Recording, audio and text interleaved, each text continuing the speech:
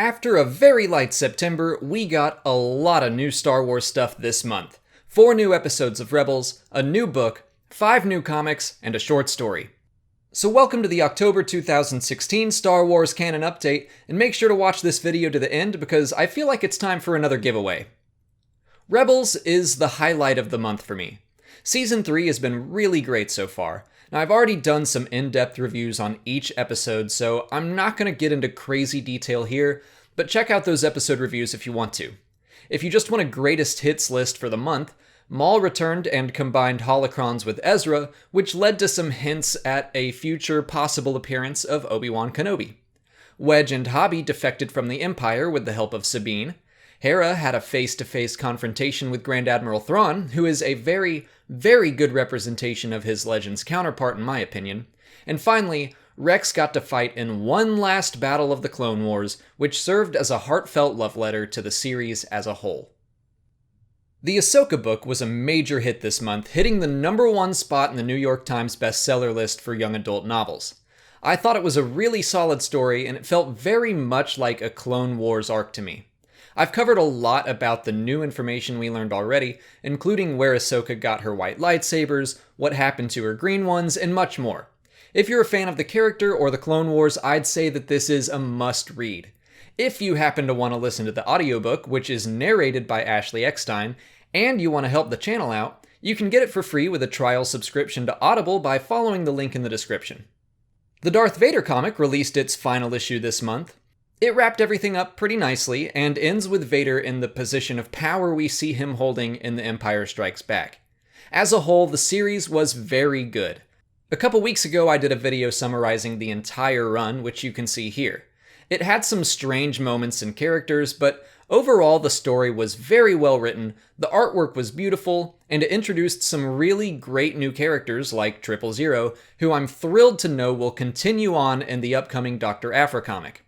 I will say I think Aphra is kind of a strange choice for her own long-running series, but on the other hand, a month or two ago I expressed my hope that we would get more 000, and Kieran Gillen is still writing it, so hey, I'm very optimistic. The 4th issue of Han Solo was pretty good, which is my basic review for the series so far. Good, but not a must-read. I'll reserve final judgment until the final issue, but it just feels a little slow and like it's leading towards a predictable conclusion. Something cool from this month, though, was the inclusion of an Imperial hover tank trooper, which I think technically makes it the first in-canon sighting if you don't count the Rogue One trailers. In Star Wars 24, the elite stormtroopers of Scar Squad board the Rebels' stolen Star Destroyer and begin taking it back. It seems they've been ordered to keep it intact because Vader knows Luke is on board, and of course he wants him alive. I like that Vader now knows Luke's identity and is actively hunting him. It's one thing to read that in the Empire Strikes Back opening crawl, but it's another thing entirely to actually see Vader chasing after Luke for 3 years. It gives a little sense of urgency to every issue now, knowing that Vader could be hot on their trail at any point. I also think Scar Squad is very cool, and I hope they survive this whole encounter. I would actually really like to continue seeing the Empire through the eyes of some of its foot soldiers. Poe Dameron 7 was interesting. Kind of a standalone story about a journalist looking into exposing the Resistance. I think the biggest selling point of the Poe comic is that it can show us what the galaxy was like right before The Force Awakens, which is something I think the film failed to do. If we view the Resistance and the First Order through the eyes of this journalist, we can see what most of the New Republic thinks of both factions. First, the First Order is not a threat to them. Most people don't know who or what they are, and the First Order is actively working to keep it that way. They have a reputation that they want to keep, and that reputation is that they are non-existent or at least not a threat. And they're doing a good job, which means the Resistance is seen as this major scandal. It's known as Leia's secret military force, but most people just laugh them off. If they don't see the First Order as a threat, they don't see the necessity of the Resistance, and they think Leia is some kooky ex-senator jumping at shadows. All of this can be gleaned from The Force Awakens or reference materials, but I think it was worth showing in an actual story. Also released this month was the 5th part of the Force Awakens comic adaptation. This was the best so far only because it included a detail that wasn't in the film. One frame of Phasma being thrown into the trash compactor.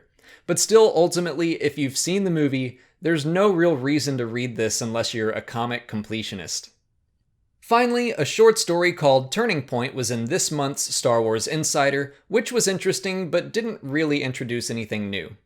And as one final bonus, I got to catch up on Blade Squadron from the last issue of Star Wars Insider, and like the other Blade Squadron short stories, this one was very cool. It tells the story of the B-Wings taking down Kuat drive yards, and has a really cool scene where the Empire is desperately throwing everything they have at them, including unfinished AT-ATs, AT-ACTs, even AT-TEs, and unfinished Star Destroyer turbo lasers. I hope at some point they put out like a collection of the Blade Squadron stories because they're very cool. But that's it for October. The Canon update will return on December 1st to cover all the new content from November, which right now looks like will include 4 comics, 3 episodes of Rebels, and Catalyst by James Luceno. Speaking of Catalyst, that's what I want to give away. Simply follow the link in the description to enter. You can do multiple things for multiple entries, so do as many or as few as you like.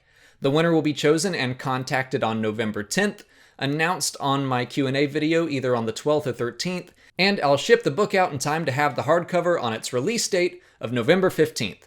Until next time, make sure you're subscribed to see new Star Wars videos every single day. And as always, thanks for watching, and may the Force be with you.